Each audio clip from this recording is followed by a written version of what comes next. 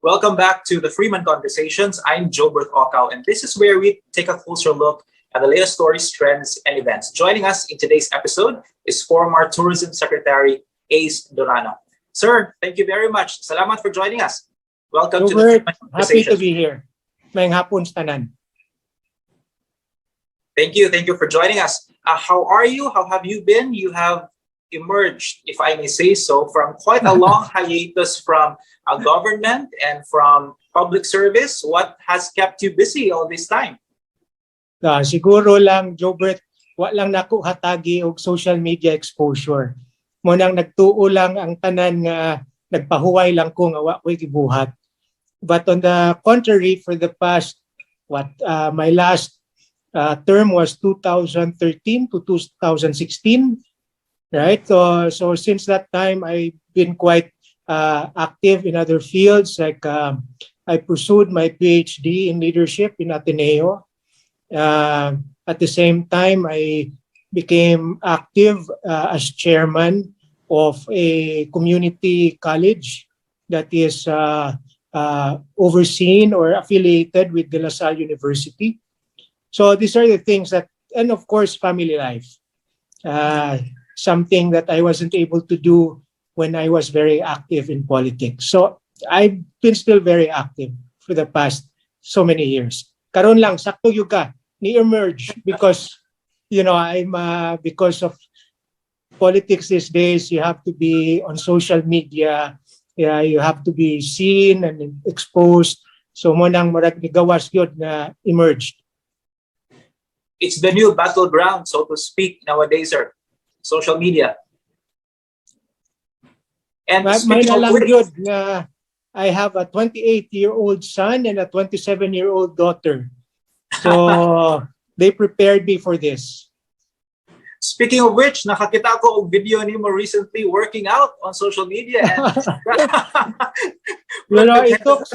It took some time for my daughter to convince me to show it to others. But honestly, I've been doing that for the past 10 years. I see. Okay.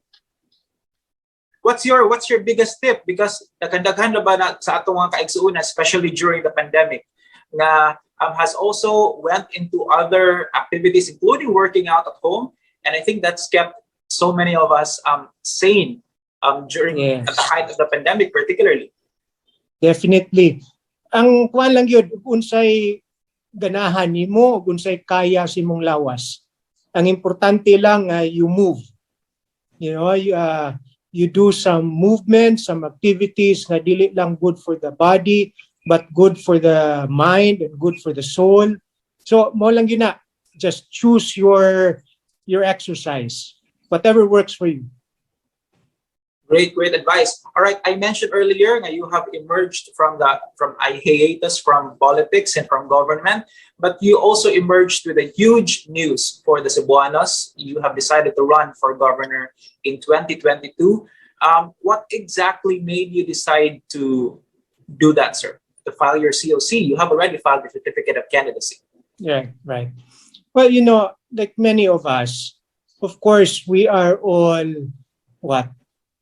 none has been exempted with the difficulties of the pandemic. All of us have to cope with this pandemic.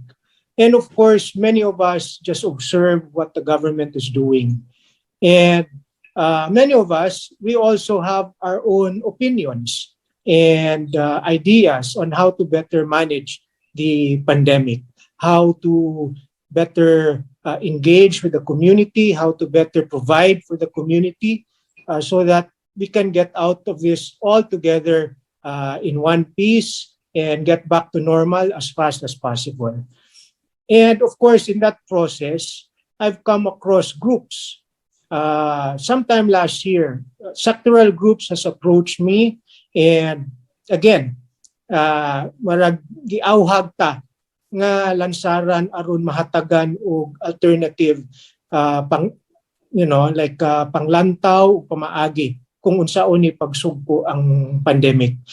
And ako sad, like many that I've come across, there is really an alternative way how we can better deal with this pandemic and how we can better manage the resources of the provincial government so we can get back to normal as quickly. As I was saying, this was a journey for me that took me to the whole province. Even before I've decided, I went around the province and I met with sectoral leaders from farmers, fisher folks, women's, LGBTQ, the youth sector, senior citizen sector. And I just wanted to get from their own perspective what they think is the state of the province, what they feel should be done and can be done. And from all of this journey, this process, talking with Vice Gov Junjun about it, and continuing discussion with sectoral leaders, I've come to a point and believe then that somebody has to stand up and provide an alternative vision for the province. And of course, I was waiting for somebody to do it, somebody that I can just support.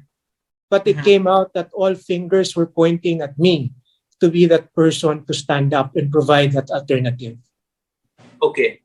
How long did it take for you to make that decision to run?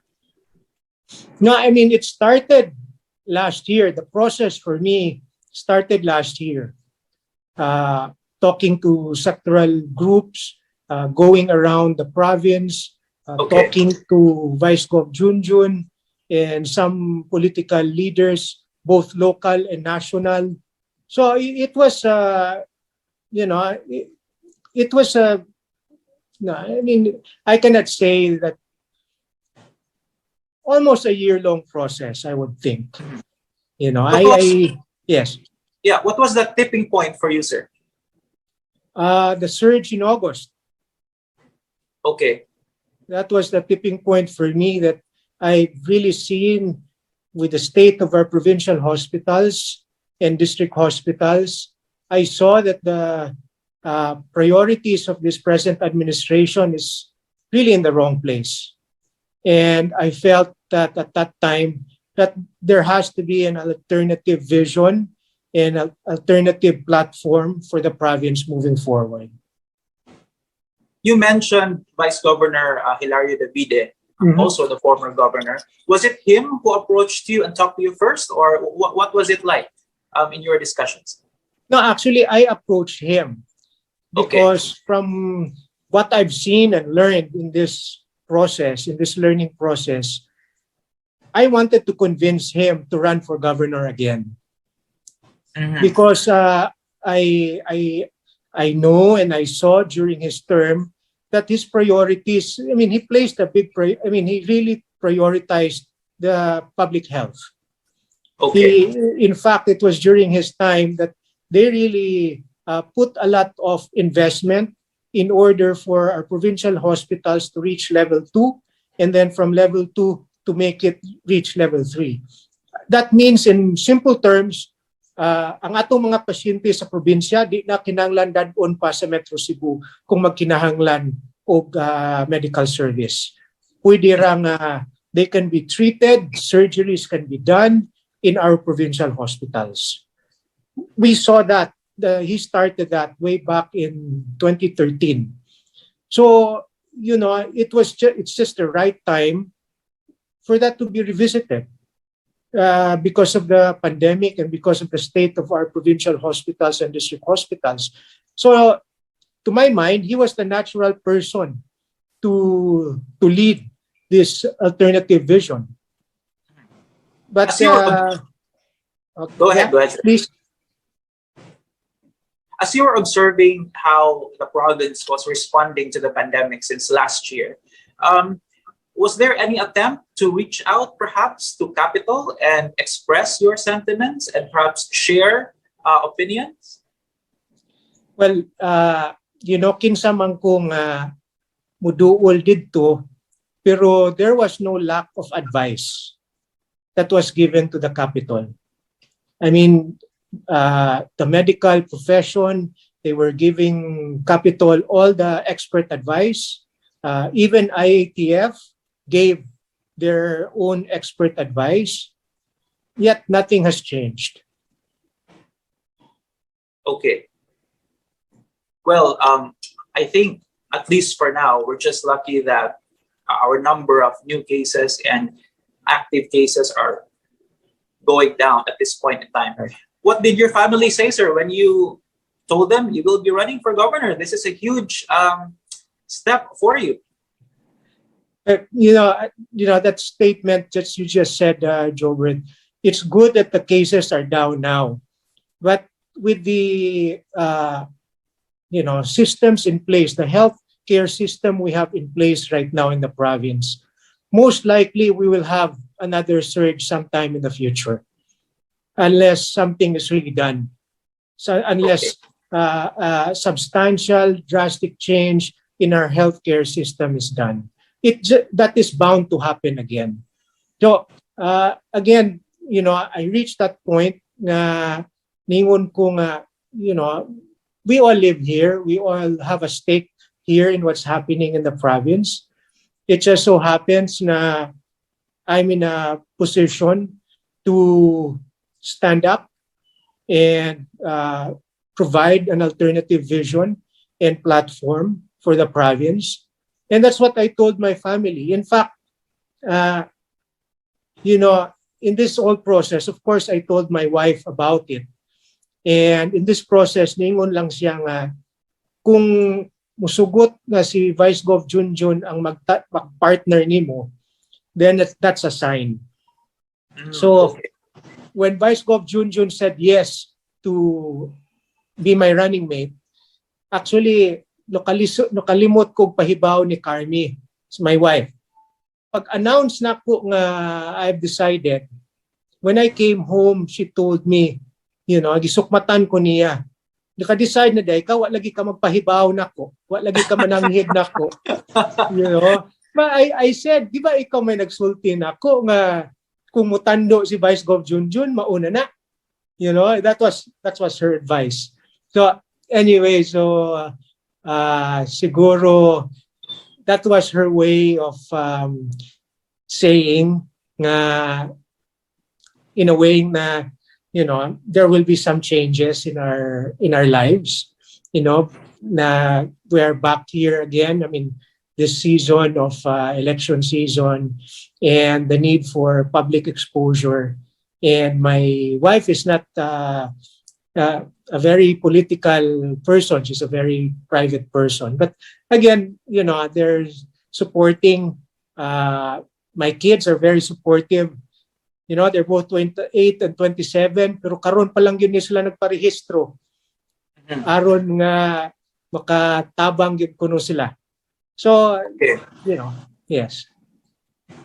Sir, if you don't mind, if I may just pick your mind on this, because you were the former head of the tourism department Yes. of the Philippines, as well as you were also, if I'm not mistaken, acting general manager of the Philippine Tourism Authority. Right. Yes. Yeah. If I may just pick your mind, what do you think of our responses to the pandemic as far as our tourism sector is concerned? Right. When I really liken this to the condition or the state of tourism when I came in 2004. When I came in 2004, there was really a crisis in confidence as far as the industry was concerned. Both confidence of our own industry players and confidence of the tourist markets abroad. And this was due to, at that time, there was a lot of kidnappings in the country. Also, there was a lot of political noise in the country. And again, especially the foreign tourist markets, mahadlok sila ana. So they were not very confident to come to the Philippines at that time. So what did we do? We cannot really control the environment in the whole Philippines.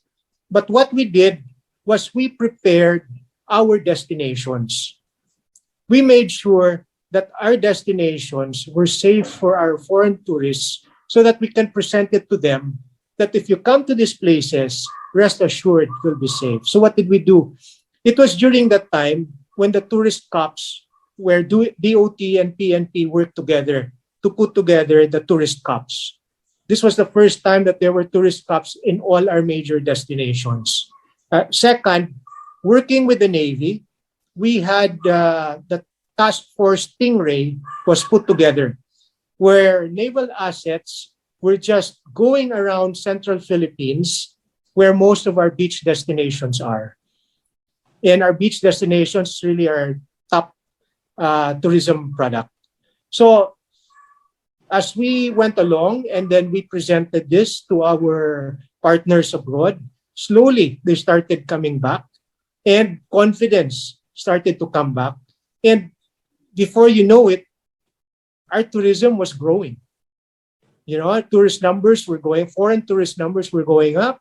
And because of that, tourism investment started going up again. So I liken that to our situation today. There is also a crisis in confidence. One, from our industry players, and second, of the tourist markets. Now the confidence is on our health system. They fear if they come to the Philippines, they come to Cebu, matakdan sila. They will get infected with COVID. And if ma-infected sila sa COVID, they don't have the confidence that they will get the right treatment because of our healthcare system. Okay. So what we need to do, just like what we did in the past, we need to prepare Cebu for such a situation so that we can bring back the confidence of the tourism market.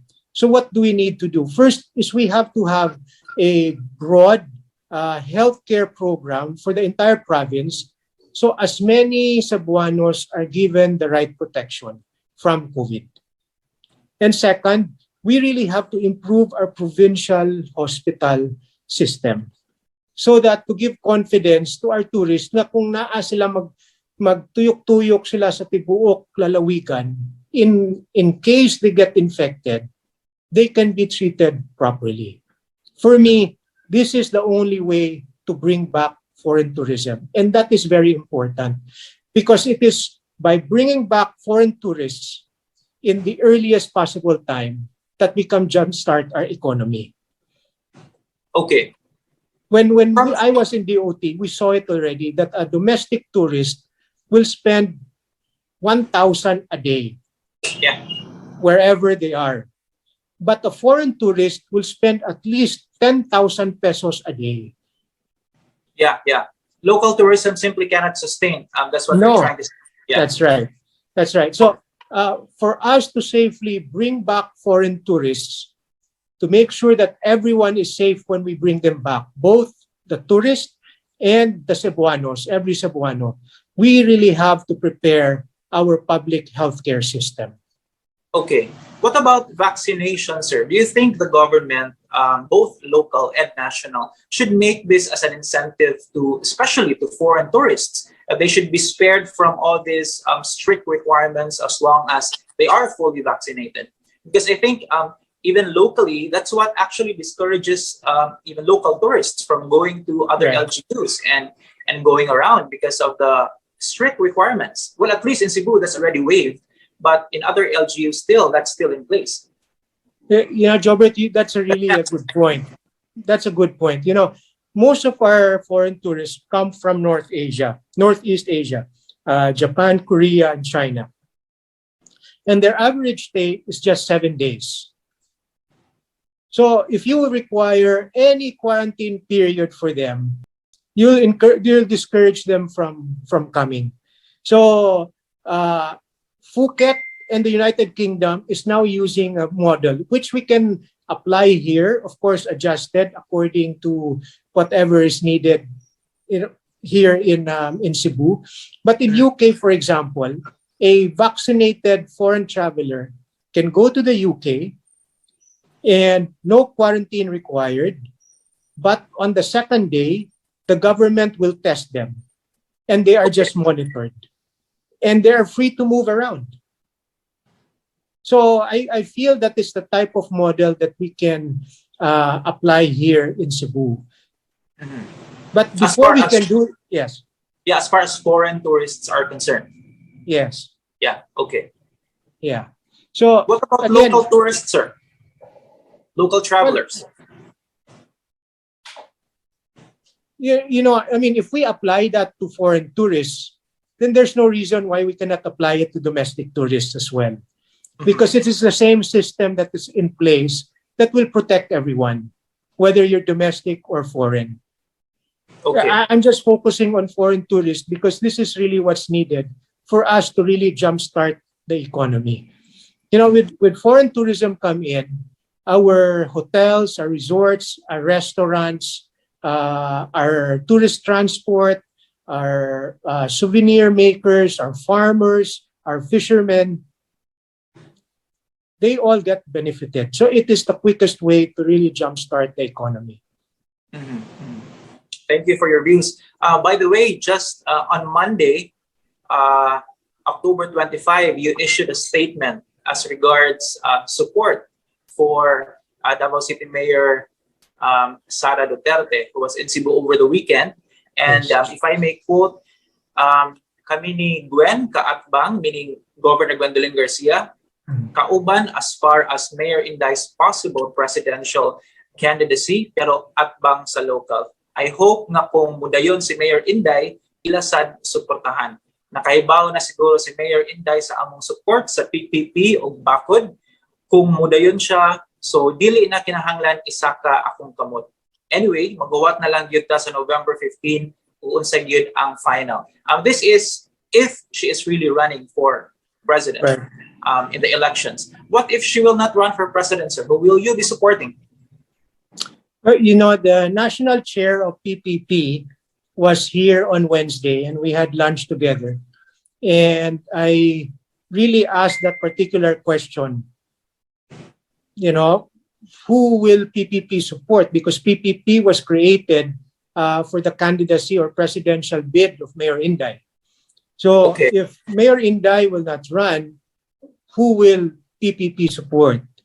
And ang gitubag lang, let's wait until November 15 and let's cross the bridge when we get there. So Okay. for sure, just like when the party had a convention and to formally nominate Mayor Inday as its presidential candidate, PPP will do the same. It will have another convention to nominate its presidential candidate if Mayor Inday will not run. Okay. If Mayor Sara Duterte will run, sir, will you also be supporting her vice president? Is that automatic? PPP was created for the candidacy of Mayor Inday. And all this time, there was no discussion as to vice president. Okay. So again, this is something that the PPP would have to decide when the time comes. Okay. Okay. Sir, you will be running against an incumbent for 2022, Governor Gwendolyn Garcia, who still has massive support in the province. What's your game plan? How optimistic are you with your candidacy? But as I said, it's really like climbing Mount Apo. So I just have to start climbing. And I've been doing that. There's just a factor in this election that was not present in the last election 6 years ago. And this is one, the demographics of the electorate. In this election, those ages from 18 to 40 years old are now the majority of the electorate. So this is the very first time that we can say that the youth is really the majority voter. If in the past they were a minority as far as the demographics of the electorate is concerned, they are now the majority. Second, in this election, people are more connected compared to the last presidential election. If the last presidential election, there was a certain level of interconnectivity, and probably that's why social media played a big role during that last election, more so in this coming election. And because of these two factors, I would say that there is a higher number of independent voters in this coming election than in the last election. Right? So it is just a different playing field. And whatever worked in the past, I don't think will work in this present situation. So as far as running against an incumbent, to my mind, it's a level playing field. All right. Sir, just to wrap this conversation up very briefly, what can the Cebuanos expect? What kind of leadership can the Cebuanos expect from you should you win the governorship? One, definitely collaborative. For us to really get over this pandemic and for us to jumpstart the economy, the provincial government needs to work with all sectors. Definitely, it needs to work better with the Tri-City. Second, it needs to work better with the business sector. And thirdly, it needs to work with all the important sectors of the economy, especially those that have not been heard or given importance in this administration. Sir, salamat kaayo for giving us some of your time. Thank you for joining us in the Freeman Conversations. Jobert, thank you so much. Thank you for watching. We'll see you next time as we take a closer look at the latest stories, trends, and events here on the Freeman Conversation.